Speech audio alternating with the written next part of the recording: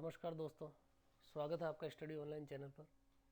आज हम इस वीडियो में भारत के महत्वपूर्ण ऐतिहासिक युग जो युद्ध था, पानीपत का प्रथम युद्ध, उसके बारे में कुछ इम्पोर्टेंट फैक्ट देखेंगे। तो शुरू करते हैं आज का वीडियो। पानीपत का प्रथम युद्ध। पानीपत का प्रथम युद्ध जानने से पहले हम पानीपत के बारे में जान लेते हैं। पानीपत एक गांव है जो वर्तमान भारतीय राज्य हरियाणा में स्थित है।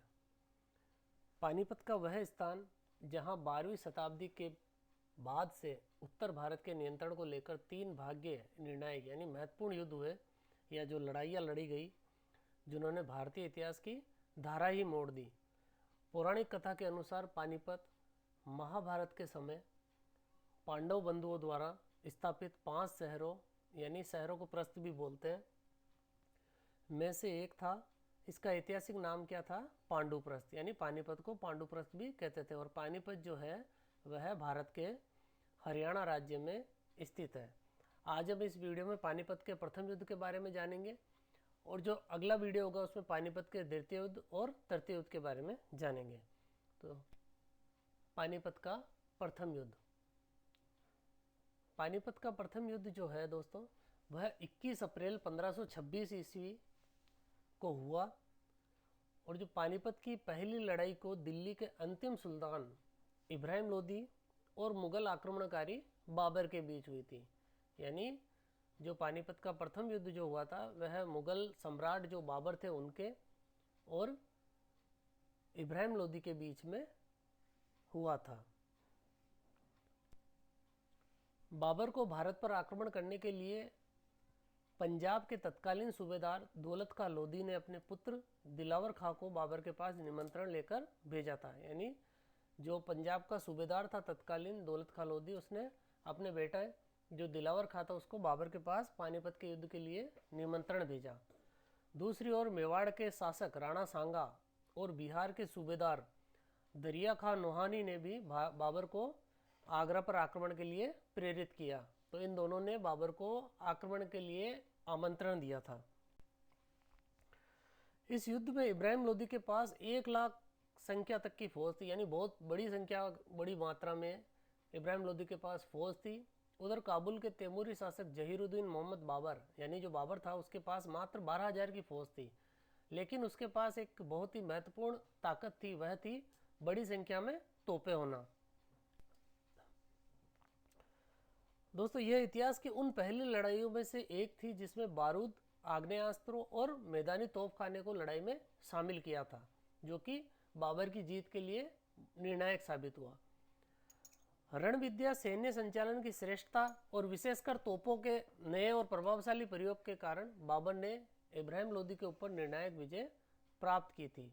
यानी जो महत्वपूर्ण रोल अदा करता है इस युद्ध में बाबर की जीत का, वह था उसके तोपखाने और बंदूकची। बाबर ने के इस युद्ध में विजय होने के कारण, मुख्य कारण जो था उसके द्वारा लाई गई तोपें और मध्य एशियाई युद्धक नीतियाँ थी। जो बाबर ने कुछ युद्ध में कुछ नीतियाँ अपनाई थी युद्ध की, उसके बारे में देख लेते हैं। इसमें से एक थी तोपों एवं गाड़ियों को आपस में जोड़ने की उस्मानी या रूमी पद्धति, जिसको कौन सी पद्धति कहा जाता है? उस्मानी पद्धति। जो तोपों को गाड़ियों से जोड़ते थे जिसके कारण तोपें आगे ले जाई जाती थी, उसको बोलते थे उस्मानी या रूमी पद्धति। दूसरी नीति जो थी घूमकर पीछे से हमला करने की उज्बेक युक्ति या उज्बेक नीति, जिसे हम तुलुगमा पद्धति के नाम से भी जाना जाता है, जिसको तुलुगमा पद्धति भी कहा जाता है। दोस्तों, ये सवाल कई बार आया हुआ, तुलुगमा युद्ध पद्धति का प्रयोग कौन से युद्ध में हुआ था? तो वह होगा पानीपत का प्रथम युद्ध। और ये किसके द्वारा किया गया था? बाबर के द्वारा।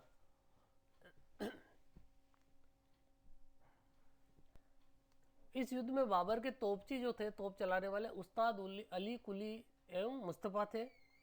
तोपों का संचालन उस्ताद अली ने किया और जो बंदूकचियों था उसका संचालन मुस्तफ़ा ने किया था। इब्राहिम लोदी का चाचा आलम खान ने भी युद्ध स्थल में बाबर की हर संभव सहायता की थी।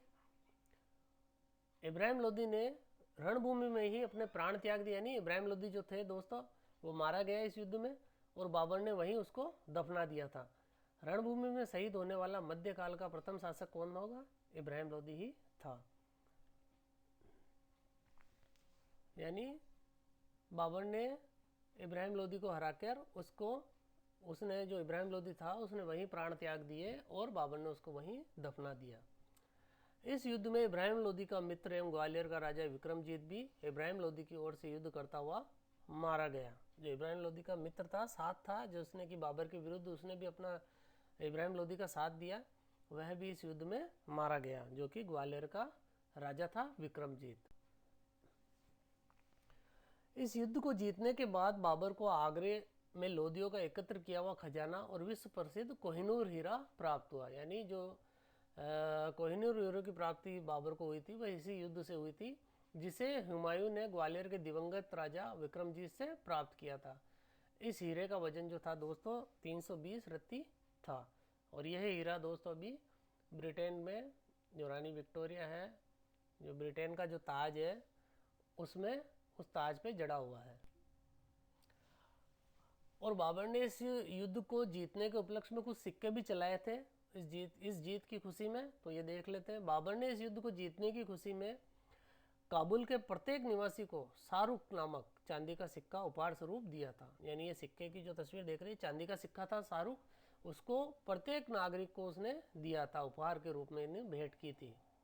यानी बाबर इतना खुश हुआ कि उसने इस जीत के उपलक्ष्य में चांदी के सिक्के चला दिए। बाबर की इस महान उदारता के चलते उसे कलंदर की उपाधि से विभूषित किया गया। तो यह सवाल भी आ जाता कई बार कि कलंदर की उपाधि से किसे विभूषित किया गया, तो वह था बाबर। और अंत में दोस्तों देख लेते हैं, पानीपत के प्रथम युद्ध के फलस्वरूप दिल्ली और आगरा पर बाबर का अधिकार हो गया और उससे भारत में मुगल राजवंश की नींव पड़ी। यानी मुगल शासन का जो प्रचलन यहाँ से भारत में स्टार्ट हो गया। दोस्तों वीडियो उपयोगी लगा हो और पसंद आया हो आपको तो प्लीज़ शेयर कीजिए, सब्सक्राइब कीजिए, लाइक कीजिए। Thank you. ताकि मैं इसके नेक्स्ट जो पानीपत का देते हो तरते हो तो आगे भी ऐसे ही एजुकेशनल वीडियो बनाता रहूँ आपके लिए। Thank you.